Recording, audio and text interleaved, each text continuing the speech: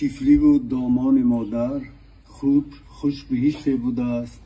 تا با پای خود روان گشتیم سرگردان شدیم. دوستان عزیز، زندگی هر یک انسان، هر یک فرد جامعه، اونه که خداوند اون به دنیا میارد، از یک جهت به یک کتاب خورد، به یک کتاب بزرگ، به یک کتاب میانه شباهت دارد. زندگی هر یکی اینجا حاضرین، ولی زندگی اون فرزندان یک دهه که عمرشون به خدمت فرهنگی وطن و خدمت ادبی وطن میبخشند، این تماما یک صحیفه دیگر است. با خدمت هنری میبخشند، معرفی میکنند این جامعه را به تمام تاجیکستان و بیرون از آن. دوست ما، دوست زنده یاد ما میرزا شکرزاده از در ردیف همه خیل فدایان راهی سخن و ادبیات بودند که من افتخار 54 سال با میرزای عزیز شناسایی و همکاری را داشتم. ما از سال 70 در روزنامه تاجیکستان سویتی جمهوریت چنانه که عرض کردن کار میکردیم. من کار میکردم، اینا و تجربه آموزی آمدن و بعد در اونجا کار کردن سالهای زیاد. میرزا یک انسانی تماما از جهت خوب خصلت و از جهت چی به خاص خودش بود. این شما خوبتر میدونید، هر یک شما خوبتر میدونید.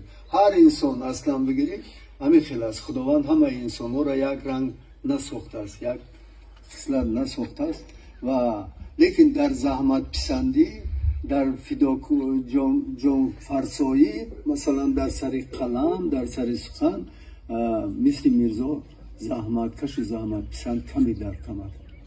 در طول همین سالهایی که من میدانم و چقدر کتاب نوشته زیر اینجا نامبر کردن، و از همه مهمش و فدایی همین ملت بود، همین دیار بود، همین کوهستان بود، همین سرزمین بود و همین وادی بود، و همه از قهرمان‌هایش از همین بین شما، از بین همین مردم گرفته شدن و با محبت و صمیمیت انشا شدن. مخصوصا کتاب وی تاجیکان در مسیر تاریخ، تاجیکان در قلمرو آریانا، با همین مانند در اون موضوعهای را میرزا بر روی کتاب و قلم آورد که خیریت همین میرزا این کار کرد. خیریت که کرد، مثلا آدمای بسیار در افغانستان خدمت کردن، در ایران بودن، سالهای در جاهای دیگر بودن، لیکن انا همون صحیفه هایی که در اونجا درباره جان فدایی خودی فرزندان ملت ما است، مردم ما است، صداقت اونها با وطن و با همین چیز است، و میرزا با محبت، با صمیمیت همین کار کرد. و در همین سال آخر عمرش، پارسال و همین سال،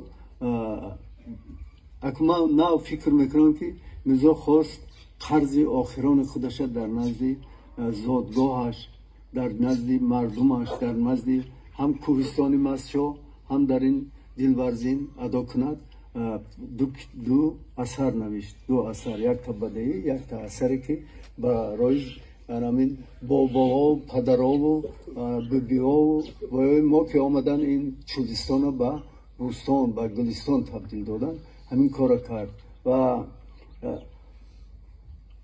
اکنون در زندگی همه ما از میرزا اگر 2 سال بزرگتر باشیم، همه از یک جا تا جای دیگر می رود، همه آخرتش همون سفر آخرت دارد، ولی خاطره نیک گذاشتن، از خود میراثی بسیار غنی گذاشتن، این به هر کس مشرف نمی شود.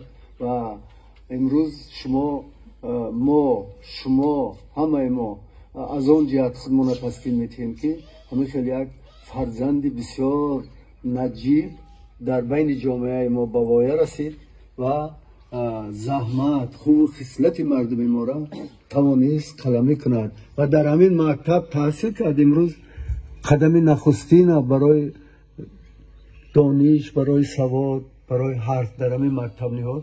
امروز از همین مکتب سفر آخرت دارد در حضور ما و شما.